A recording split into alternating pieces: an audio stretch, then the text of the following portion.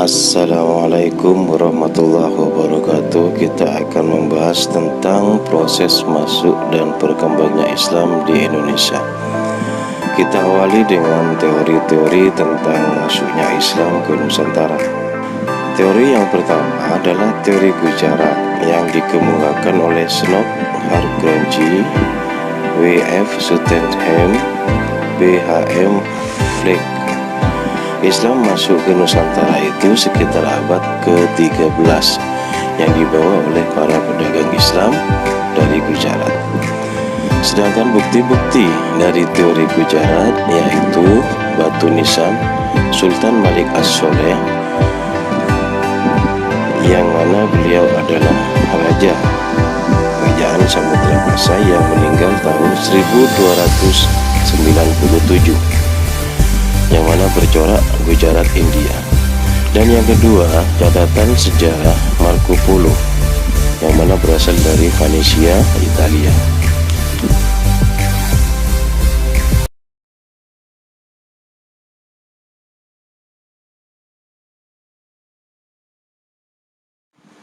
Inilah bukti-bukti peninggalan teori Gujarat, batu nisan Sultan Malik As-Soleh, dan catatan Marco Polo.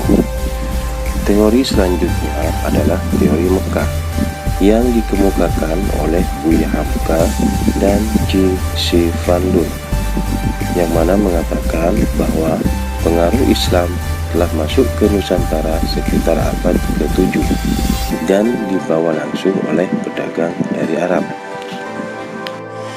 Adapun bukti teori Mekah, yang pertama, adanya permukiman Islam tahun 674 di Baros, pantai sebelah barat Sumatera. Sedangkan yang kedua, sultan-sultan di Samudra Pasai menggunakan gelar Al-Malik, gelar yang lazim dipakai di Mesir saat itu. Bukti yang ketiga, Islam yang berkembang di Samudra Pasai menganut mazhab Syafi'i, mazhab yang berkembang di Mesir dan Mekah pada saat itu juga. Sedangkan daerah Gujarat menganut mazhab Hanafi. Bukti teori yang keempat, ditemukan makam seorang wanita di Gresik, Jawa Timur yang tertulis atas nama Fatimah binti Maimun. Yang kelima, temuan sejumlah makam Islam di Tralaya, yaitu wilayah Majapahit, Trowulan, Jawa Timur, yang menggunakan tahun Saka, bukan tahun Hijriah dengan angka Jawa kuno. Selanjutnya, teori Persia dikemukakan oleh Husain Jayadiningrat, menyatakan bahwa Islam masuk di Nusantara di bawah masuk oleh orang-orang Persia sekitar abad ke-13. Sedangkan bukti teori Persia diantaranya adalah upacara Tabut, upacara memperingati meninggalnya Husain bin Ali, yaitu cucu Nabi Muhammad di Bengkulu, dan juga Sumatera Barat yang disebut dengan Tabut setiap tanggal 10 Muharram atau 1 Syuro. Sedangkan bukti yang kedua, adanya kesamaan ajaran Sufi yang dianut Syekh Siti Jenar dan Sufi di Iran beraliran Al-Hallaj. Jadi, dari ketiga teori tersebut, teori manakah yang paling benar? Dari tafsiran terhadap ketiga pandangan itu, umumnya orang menerima bahwa Islam sudah masuk ke Indonesia sejak abad ke-7, namun baru berkembang pesat pada abad ke-13. Sejalan dengan semakin mundurnya kerajaan-kerajaan bercorak Hindu-Buddha di Nusantara, serta semakin ramai pedagang-pedagang Arab. Persia, dan Gujarat yang datang ke Nusantara. Proses masuk dan berkembangnya agama dan kebudayaan Islam Nusantara pada umumnya berjalan dengan damai. Oleh karena itu, Islam mendapat sambutan baik dari masyarakat, baik dari kalangan raja, bangsawan maupun rakyat biasa. Hal tersebut didukung faktor-faktor berikut. Yang pertama, syarat memeluk Islam sangatlah mudah, cukup dengan mengucapkan kalimat syahadat. Yang kedua, tata cara peribadatan Islam sangatlah sederhana, tidak perlu persiapan yang rumit.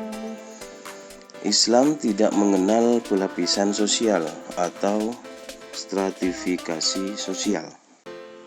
Penyebaran Islam berlangsung damai tersebut dapat dilihat dari cara-cara penyebarannya, yaitu 1. Perdagangan, 2. Perkawinan, 3. Pendidikan, 4. Ajaran tasawuf, 5. Dakwah, dan yang ke-6 kesenian. Jalur perdagangan merupakan metode penyebaran Islam yang paling kentara, bahkan dapat dikatakan sebagai jalur pertama dan utama penyebaran Islam. Menurut Tom Peras, sekitar abad ke-7 sampai ke-16, lalu lintas perdagangan yang melalui Nusantara itu sangatlah ramai. Dalam proses tersebut, pedagang di Nusantara dan pedagang asing, terutama Islam, dari Gujarat dan Timur Tengah, yaitu Arab dan Persia, bertemu dan saling bertukar pengaruh. Sebagian dari para pedagang asing ini tinggal di wilayah dekat pantai yang disebut Pekojan. Lama-lama jumlah mereka semakin banyak, demikian pula pengaruh Islam di tempat tinggal mereka.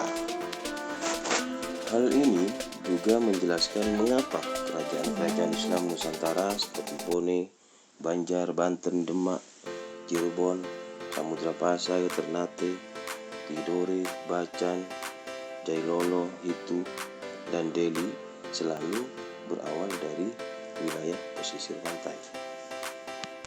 Selanjutnya, perkawinan. Para pedagang dan juga keluarganya menikah dengan perempuan pribumi, yaitu putri-putri bangsawan, dan bahkan dengan anggota keluarga kerajaan. Hal ini sangatlah berdampak positif terhadap perkembangan Islam. Hal ini karena pedagang atau ulama itu mensyaratkan untuk mengucapkan 2 kalimat syahadat sebelum menikah, serta anak-anak hasil pernikahan itu pun cenderung mengikuti agama Islam, agama yang dianut oleh orang tuanya. Pendidikan. Perkembangan Islam yang semakin luas mendorong munculnya para ulama dan para mubalik. Para ulama dan mubalik menyebarkan Islam melalui pendidikan dengan mendirikan pondok-pondok pesantren di berbagai daerah. Di pondok-pondok pesantren, kaum muda atau santri dari berbagai daerah dan kalangan menimba pengetahuan agama Islam. Mereka lalu kembali ke daerah asalnya dan menyebarkan ajaran-ajaran Islam. Saluran ini sangatlah efektif untuk mempercepat dan memperluas penyebaran Islam hingga ke daerah terpencil. Adapun pesantren awal pada masa itu yaitu pesantren Ampel Denta di Surabaya yang didirikan oleh Sunan Ampel, dan yang kedua pesantren Sunan Giri di Surabaya yang didirikan oleh Sunan Giri. Pesantren ini terkenal hingga ke Maluku. Banyak santri dari Maluku, khususnya wilayah itu, datang berguru pada Sunan Giri atau para kiai dari Giri, diundang mengajar untuk datang ke itu. Selain menjadi pendidik di pesantren, beberapa ulama atau kiai itu diminta menjadi penasihat agama atau guru bagi para bangsawan keraton. Contohnya, Ki Ageng Selo menjadi penasihat dan guru Sutawijaya, pendiri Kesultanan Mataram. Selanjutnya, Syekh Yusuf Al-Makassari menjadi penasihat Sultan Agung Tirtayasa, Kesultanan Banten. Selanjutnya, ajaran tasawuf. Tasawuf adalah ajaran ketuhanan yang telah bercampur dengan mistik atau hal-hal yang bersifat medis. Ahli-ahli tasawuf biasanya memiliki kekuatan medis dan keahlian dalam bidang pengobatan. Ajaran tasawuf banyak dijumpai dalam cerita-cerita babat dan hikayat dari masyarakat setempat. Ajaran ini mudah berkembang terutama di daerah Jawa, karena ajaran Islam melalui tasawuf disesuaikan dengan pola pikir masyarakat yang masih berorientasi agama Hindu. Selanjutnya, dakwah. Penyebaran Islam tidak dapat dilepaskan dari peranan para wali. Ada 9 wali yang menyebarkan Islam dengan cara berdakwah, yang mana disebut dengan Wali Songo. Mereka dikenal memiliki ilmu serta penghayatan yang tinggi terhadap agama Islam. Wali Songo tersebut diantaranya Sunan Gresik, Sunan Gunung Jati, Sunan Ampel, Sunan Giri, Sunan Bonang, Sunan Kudus, Sunan Kalijogo, Sunan Muria, dan Sunan Derajat. Selanjutnya, kesenian. Agama Islam juga disebarkan melalui kesenian. Beberapa bentuknya diantaranya adalah wayang oleh Sunan Kalijogo, gamelan oleh Sunan Bonang, gending atau lagu-lagu yang berisi syair-syair nasihat dan dasar-dasar ajaran Islam. Di antaranya seni sastra, hikayat, salah satu bentuk sastra prosa, terutama dalam bahasa Melayu yang berisikan tentang kisah, cerita, dan juga dongeng. Dan babat merupakan karya sastra dari tanah Jawa yang menceritakan latar belakang sejarah yang dirunut dengan berdasar pada bukti dan fakta sesuai zamannya. Contohnya babat ini adalah babat tanah Jawi. Yang terakhir adalah suluk, merupakan kitab sastra yang berisi ajaran-ajaran tasawuf. Contoh kitab suluk adalah Suluk Tembang Tamsin. Demikian